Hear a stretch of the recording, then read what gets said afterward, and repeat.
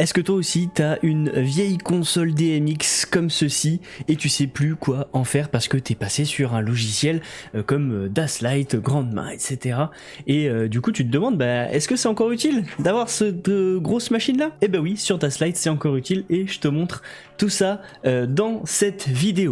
Salut et bienvenue sur la chaîne PLS, la chaîne qui te parle d'événementiel et plus particulièrement de Daslight en ce moment. Si t'as cette grande console là ou même des plus petites ou que t'as des vieilles consoles DMX de ce type là et que tu sais plus quoi en faire, et bien si tu as une interface type DVC Gold comme celle-ci, et bien tu peux te servir de cette interface pour relier cette console à ton Daslight et pouvoir contrôler et bien ton logiciel depuis cette grosse console là. Donc ça peut être très utile. Tu peux regarder également sur Le Bon Coin, souvent il y a des affaires à faire puisque il y a des gens qui vendent ce genre de console pour pas cher parce qu'ils savent plus quoi en faire, parce qu'ils ont l'impression que ça n'est plus utile. Donc pour pouvoir connecter cette console à ton interface, tu vas avoir besoin d'un adaptateur comme ceci, mâle XLR, tout bête, hein, voilà, ça coûte 2 €, ça c'est rien du tout, et forcément d'un câble DMX. Là j'ai un mâle femelle. Je te montre en fait ce qu'on va faire, c'est que je vais venir récupérer ma sortie DMX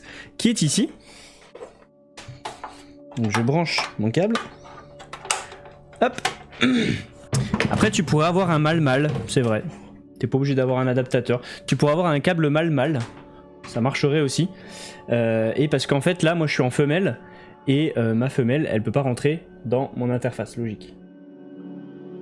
Tu vois ici je suis en femelle, là je suis en femelle aussi, donc ça marche pas. Donc soit t'as un câble mâle et du coup tu peux venir ici te brancher directement. Moi je mets hop mon adaptateur ici et je viens brancher donc mon câble DMX dedans. Et donc là j'ai réussi à venir dans mon port DMX 2 ici. Et là tu vas me dire oui mais c'est censé être des sorties, comment est-ce que tu veux faire ça? Ça va pas marcher parce que c'est une sortie DMX et pas une entrée. Et détrompe-toi. Regarde, on passe dans le logiciel. Si on clique sur les 3 petits points et qu'on vient dans éditer, paramètres, ici interface, on voit que j'ai donc mes 4 ports qui sont ici. Donc c'est les 4 ports que je retrouve à la sortie de mon interface en physique. Et donc moi j'en ai que 2 de débloquer, donc c'est pour ça que les 2 du dessous sont grisés. Il faudrait que j'achète l'extension, mais pour l'instant j'en ai pas besoin. Ensuite on va avoir ici le in-out, donc on peut définir si c'est des sorties ou si c'est des entrées, et à quel univers on attribue cette sortie. Et donc ce que je vais faire, c'est que je me suis branché sur le 2, je vais définir que c'est une entrée, et là je vais fermer. Maintenant, on peut regarder ici au niveau de notre indicateur d'entrée si il se passe quelque chose. Donc maintenant si je bouge un fader, on voit qu'il y a un point bleu cyan qui apparaît. Donc ça c'est bon signe, ça veut dire que ça fonctionne. Et donc on va venir tout simplement ajouter n'importe quel appareil. Hop, patch, contrôle. Un petit coup, on va allumer le visualiseur. Nouveau. Donc j'ai ici une lyre. Ok.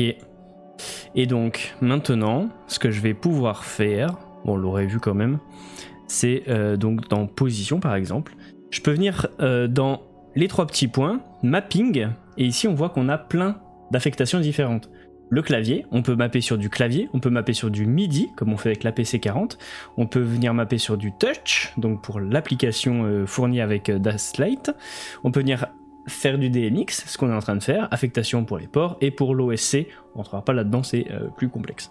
Donc je peux cliquer sur éditer les affectations DMX, CTRL-SHIFT-D, et là, on a ce classique panneau qu'on connaît qui apparaît, le même que pour le mapping MIDI qu'on a déjà vu, sauf que tout s'affiche en cyan. Donc si je prends ici mon fader numéro 1, je mets le pan, fader numéro 2, je mets le tilt, et donc tout simplement, si je ferme ça, si je sélectionne ma fixture, voilà, je vais pouvoir venir contrôler mon pan et mon tilt. Et donc là, je suis simplement en train de bouger avec mes faders. Et donc là on peut voir que je suis simplement en train de bouger mes faders et que j'ai le tilt et le pan qui agissent. Il peut se passer une chose qui peut être assez dérangeante, c'est que ici j'ai fait mon affectation en passant ici par les petits menus, chacun indépendamment ici, et donc qu'est-ce que ça crée? Ça crée ce qu'ils appellent ici la cible fonctionnalité 1, fonctionnalité 2. Fonctionnalité 1 ou 2, qu'est-ce que ça veut dire? Ça veut dire que ici le premier fader que j'ai c'est la fonctionnalité 1. Ici j'ai par exemple 3 faders, 4 faders, ce serait la fonctionnalité 1, fonctionnalité 2, 3 et 4. Ici, on retrouve la fonctionnalité 1 et la fonctionnalité 2. Ici, il n'y en a pas. Ici, fonctionnalité 1. Ici, il n'y en a pas. Ici, il y en a plusieurs. Donc pareil, c'est différentes fonctionnalités.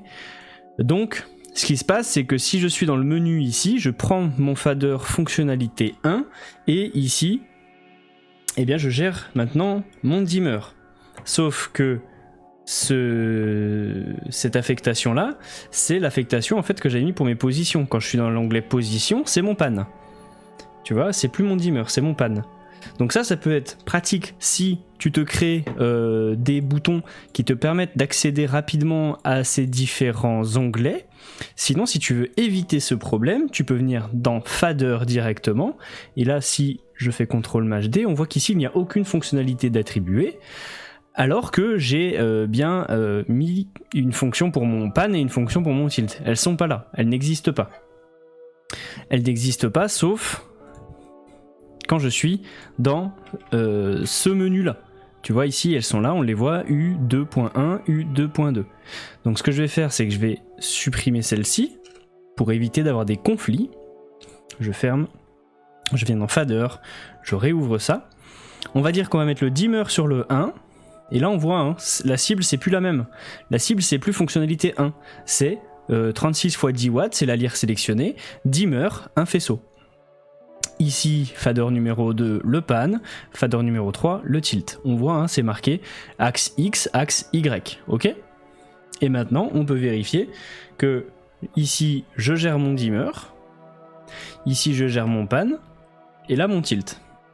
Et ce, même si je me mets dans un autre onglet, là, je gère toujours mon fader, je gère toujours mon pan, et je gère toujours mon tilt. Voilà, c'est tout pour cette vidéo, merci de l'avoir suivi, j'espère qu'elle t'aura apporté des réponses, qu'elle t'aura permis de conserver ces vieilles consoles qui peuvent encore servir grâce à l'interface DVC Gold. Il y a une review qui arrive sur la chaîne sur cette interface là, donc voilà, t'es un peu en avant-première ce qu'on peut faire avec. Donc voilà, merci à Daslight de m'avoir envoyé ça, merci à Daslight de nous fournir ce logiciel, et si jamais t'as des questions, que t'as envie de partager avec d'autres passionnés de lumière, tes projets, etc., tu peux rejoindre le Discord qui est en description. Il y a pas mal de gens qui commencent à le rejoindre, donc ça c'est super cool, merci. On arrive bientôt aux 300 abonnés, merci beaucoup de votre confiance, de votre fidélité, voilà, pense à t'abonner si c'est pas déjà fait. Et si jamais tu as besoin de conseils en privé, je donne des sessions, des cours particuliers d'1 heure en individuel, donc tu as les liens également en description si tu veux profiter de tout ça. Voilà. C'était Steven pour la chaîne PLS, on se dit à bientôt, ciao ciao.